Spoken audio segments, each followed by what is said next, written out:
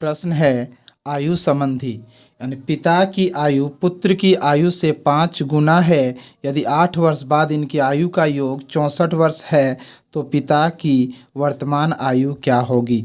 इस प्रकार के प्रश्न को हम लोग बनाएंगे, यानी जो पिताजी हैं लिखेंगे यहाँ पे पिता और यहाँ पे लिखेंगे पुत्र, यानी कि इसको अगर हम लोग 1 मानते हैं तो यह हो जाएगा इससे 5 गुनी, ये 5 हो जाएगा।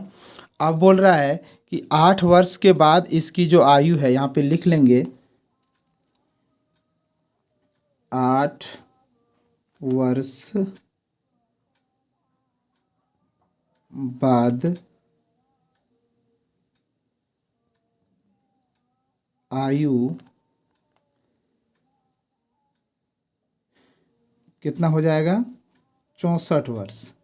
दोनों का योग दिया है 64 वर्ष।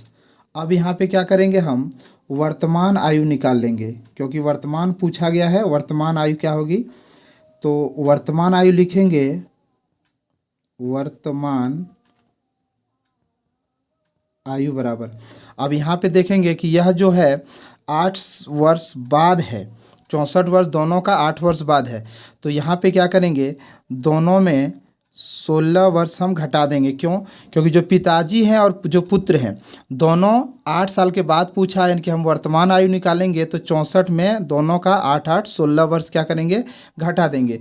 तो घट के दोनों आ जाएगा, घटा देते हैं यहाँ पे 8 6 14 और यहाँ पे बचेगा 4, यानी 14 में 6 8 और यहाँ पे 5 में 1 जाएगा तो 4, यानी कि 48 वर्ष ये इसका हो गया वर्तमान आयु। मतलब अब क्या करेंगे, अब यहाँ पे बोला गया है जो पिता है और जो पुत्र हैं दोनों का जो रेशियो है, यानी कि एक को हम ले लेंगे 5x + x। अभी दोनों का जो वर्तमान आयु यह है 48 वर्ष।